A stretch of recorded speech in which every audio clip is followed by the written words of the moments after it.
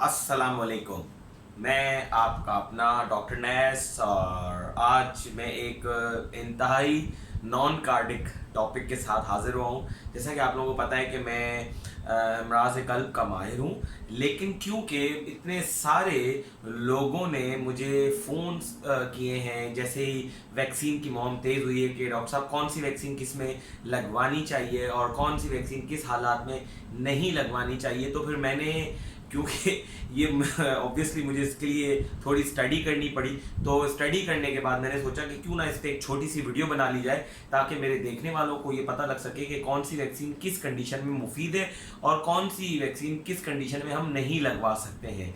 तो सबसे पहला तो जो हमसे सवाल पूछा जाता है, जो सबसे अहम सवाल है कि कौन सी वैक्सीन किस वक्त और किस उम्र में हमें लगवानी चाहिए और किस उम्र के बाद हमें नहीं लगवानी चाहिए। ठीक है, तो सबसे पहले हम इसको डिस्कस कर लेते हैं। जो मैंने व्हाइट बोर्ड पे कुछ फैक्ट्स एंड फिगर्स नोट किए, ये इस फैक्ट्स एंड फिगर का जो रेफरेंस है वो आपकी पाकिस्तान की जो डो यूनिवर्सिटी है उन्होंने इसको शाया किया है और इसको ऑफिशियली पब्लिश किया है कि ये वैक्सीन इन कंडीशंस में लगाई जा सकती है और इन कंडीशंस में नहीं लगाई जा सकती। तो आप जाके इंटरनेट पे इसको चेक भी कर सकते हैं।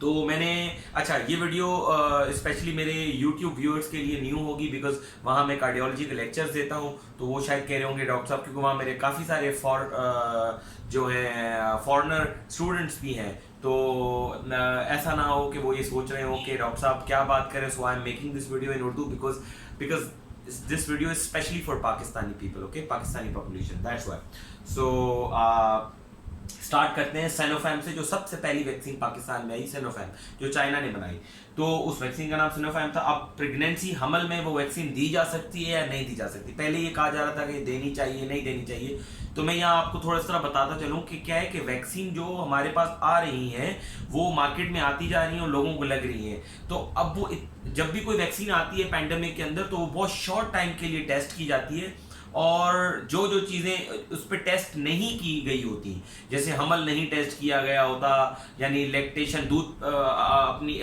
माँ अपने बच्चे को दूध पिला सकती है या नहीं पिला सकती, यानी उन पॉपुलेशन पे अगर ये वैक्सीन टेस्ट नहीं की गई होती या उन पे उनके आदाद शुमार उन पर मौजूद नहीं होते तो उनको वो वैक्सीन नहीं लगाई जाती। तो पहले जब सिनोफार्म आई थी तो हम ये वैक्सीन उन 60 साल से ऊपर लोगों को नहीं लगा रहे थे, क्योंकि अभी तक उस वक्त तक हमारे पास डेटा अवेलेबल नहीं था और हम हमल के दौरान और प्रेगनेंसी के दौरान भी नहीं लगा रहे थे। अब प्रेगनेंसी में या दूध पिलाने की कंडीशन, लाइक अगर कोई माँ दूध पिलाना चाहती है अपने बच्चे को तो वो वैक्सीन लगवा सकती है।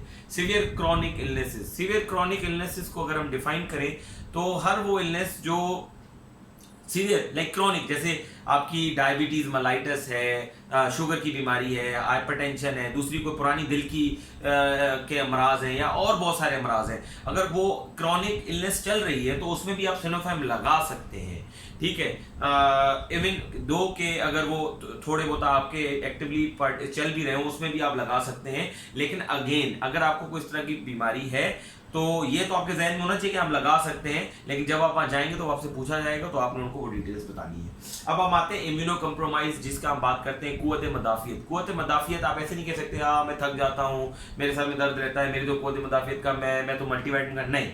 कुव्वत मदाफियत यहाँ पे प्रॉपरली डिफाइन हुआ है कि कुव्वत मदाफियत हम किसको कहेंगे कम है। कुव्वत मदाफियत हम उसको कहते हैं जिसमें 3 महीने में या तो उसको ट्रांसप्लांट हुआ हो, जैसे कि खुदा ने ख्वास्ता किडनी ट्रांसप्लांट हुआ हो, क्योंकि हमारे पाकिस्तान में किडनी ट्रांसप्लांट और लिवर ट्रांसप्लांट हो रहे हैं, तो वो मरीज जो जिनको 3 महीने हो चुके हैं किडनी या लिवर ट्रांसप्लांट हुए वो सिनोफार्म लगवा सकते हैं, वो सिनोफार्म लगवा सकते हैं, वो इम्यूनो कम्प्रोमाइज पेशेंट भी लगवा सकते हैं। वो लोग जिनको कोविड की वजह से, कोविड का क्या मतलब है, कोविड यानी जिसको हो गया है और अब वो ठीक है और हमने कोविड के दौरान एक्टेमरा और इस तरह की चीजें लगाई थी, वो भी इस तरह के टीके हैं जो आपकी कुव्वत मदाफियत को कम करते हैं, तो उस दौरान उसमें भी आप ये वैक्सीन लगा सकते हैं। अब हम आते हैं इसकी कंट्राइंडिकेशन। ममनू किस कंडीशन में? ममनू एक तो मैंने बताया 18 साल से अगर उम्र कम है तो आप नहीं लगा सकते, या इस वैक्सीन को लगाने से कोई भी रिएक्शन हुआ है तो आप इसको नहीं लगाएंगे, तो आप इसको नहीं लगाएंगे। अब हम आते हैं सैनोवैक और कोरोनावैक, जो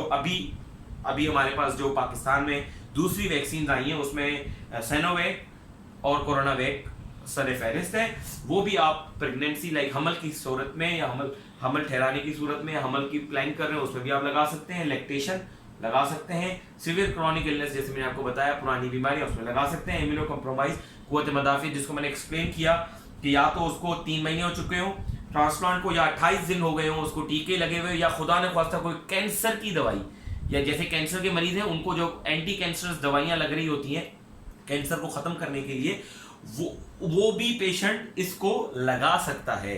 अगर उसको 28 दिन हो चुके हैं तो वो उसको लगा सकता है। ठीक है, अब हम बात करते हैं एलर्जी।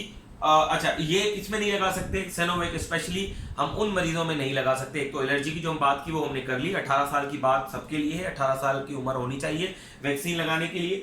लेकिन एक और मसला, रगों का मसला, रगों का वो मसला जिसके अंदर आप हम जो हमारी रगें होती हैं वो इंसान के अंदर बिल्कुल इलेक्ट्रिक की तारों की तरह होती हैं। अगर हम इलेक्ट्रिक की तारों की ऊपर की इंसुलेशन निकाल दें तो आपस में तारें स्पार्क करती हैं और शॉर्ट सर्किट हो जाता है। इसी तरीके से हमारी रगें जब रन कर रही होती है, लाइक हमारी रगें जो पूरे जिस्म के अंदर फैला हुआ रगों का जाल, उसमें वो इंसुलेशन हुई हुई है। तो अगर उसकी इंसुलेशन का कोई मसला है जिसमें ट्रांसवर्स माइलाइटिस है, मल्टीपल स्क्लेरोसिस है और भी बहुत सारे मसले हैं, तो उसमें हम ये नहीं लगा सकते। लेकिन फिर भी अगर आपको खुदा न खास्ता कोई दिमाग या रगों का मसला है और आपको सिनोवैक लग रही है तो आप उसको बताएं कि मेरे साथ ये मसला है, तो डॉक्टर साहब मुझे लगनी चाहिए या नहीं लगनी चाहिए। तो वहां पे जो बैठे डॉक्टर हैं वो आपको रहनुमाई करेंगे कि लगना चाहिए या नहीं लगना चाहिए, बजाय उसके कि आप वैक्सीन ही ना लगवाने जाएं। तो ये बहुत जरूरी है। अब हम बात करते हैं कैंसिनो और पाकवे। कैंसिनो आपको पता है सिंगल शॉट वाली ड्रग है, आजकल बहुत ज्यादा लग रही है। इसमें प्रॉब्लम क्या है, हमल में, प्रेगनेंसी में नहीं, बिकॉज ये न्यू है, अभी तक हमारे पास आदाद शुमार मौजूद नहीं है। ऐसा नहीं है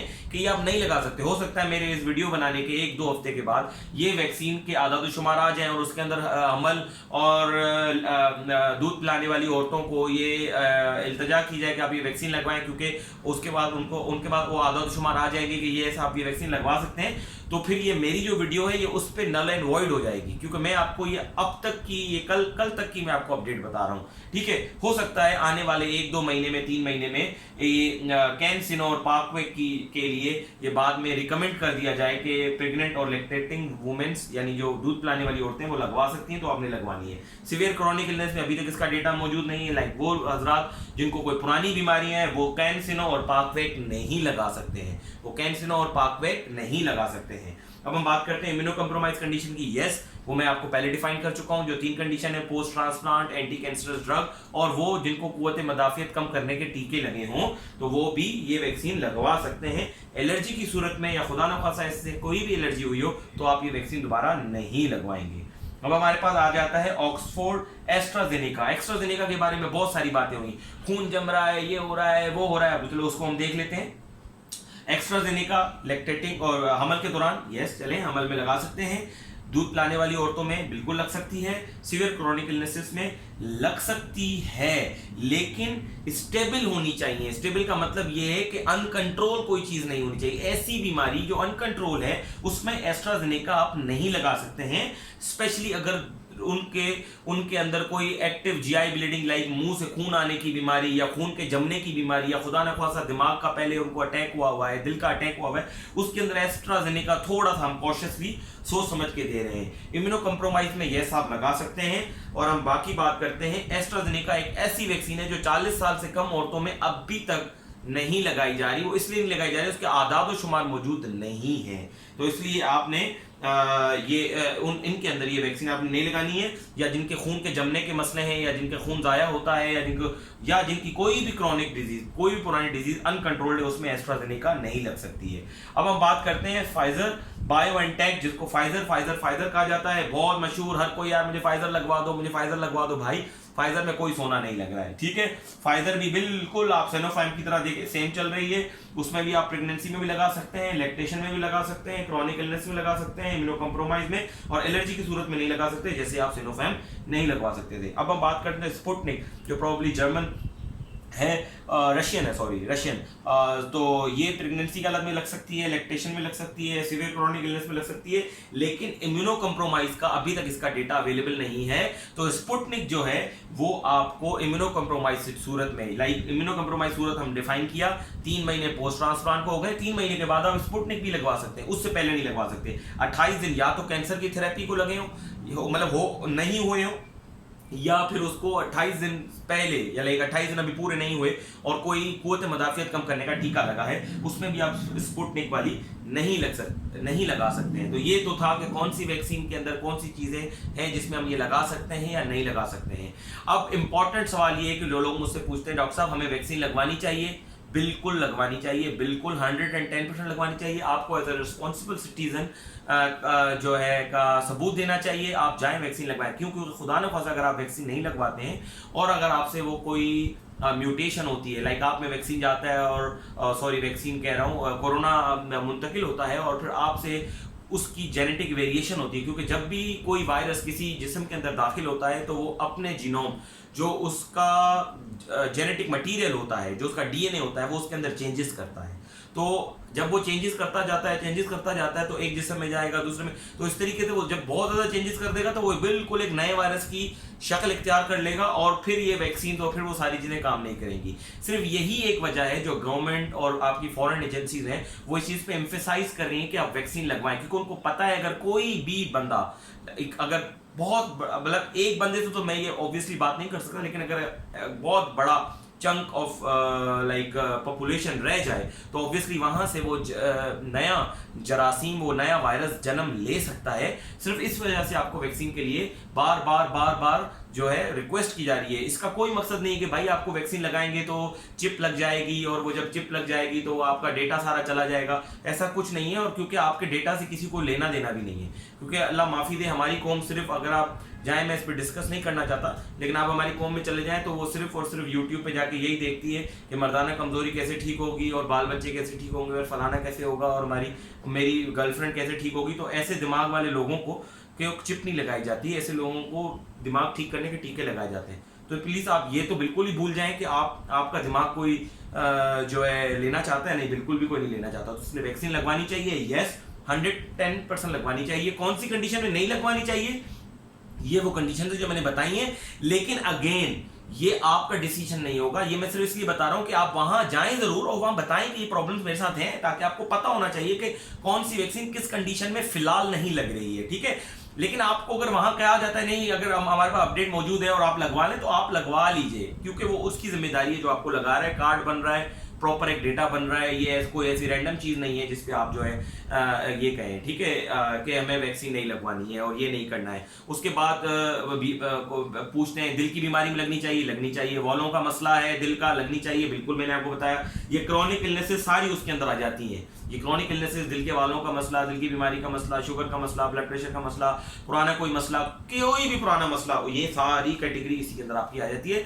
तो फिर भी अगर आपको कोई इस तरह का मसला है तो आप वहाँ वैक्सीन पे जाएं और वहां जाकर उनको बताएं कि ये प्रॉब्लम है, बजाय आप डॉक्टर्स को बार बार फोन कर रहे हो कि डॉक्टर साहब मैं वैक्सीन लगवाऊं नहीं लगवाऊं। भाई वैक्सीन आपने लगवानी है, ठीक है। और इसके अलावा अगर आपको कोई सवाल है तो इसके अलावा प्लीज इसको रिपीट नहीं कीजिएगा। तो आप मुझे इनबॉक्स कर सकते हैं और आप मुझे यूट्यूब पे जाके कमेंट भी कर सकते हैं। इस पे मेरा अपना यूट्यूब का चैनल भी है, वहाँ पे आपको बहुत सारी वीडियोस और भी मिल सकती हैं, आप उसको भी देख सकते हैं डॉक्टर नवीद अहमद शेख के नाम से। और ये इंशाल्लाह ताला मुझे उम्मीद है, और मैं ये आपको रिक्वेस्ट करूंगा कि प्लीज़ इस वीडियो को जितना हो सके आप फैलाएं, जितना हो सके फैलाएं, ताकि लोगों को पता लगे कि वैक्सीन में क्या प्रॉब्लम है और क्या प्रॉब्लम नहीं है, ठीक है। एक्चुअली ये बहुत ज़रूरी है कि लोगों को शऊर हमें देना है। तो आपका एक शेयर हो सकता है लोगों का माइंड बना दे वैक्सीन लगाने, और हम इस पैंडेमिक से छुटकारा पा लें ताकि हम आज़ाद ज़िंदगी गुजार सकें। शुक्रिया, अल्लाह हाफिज़।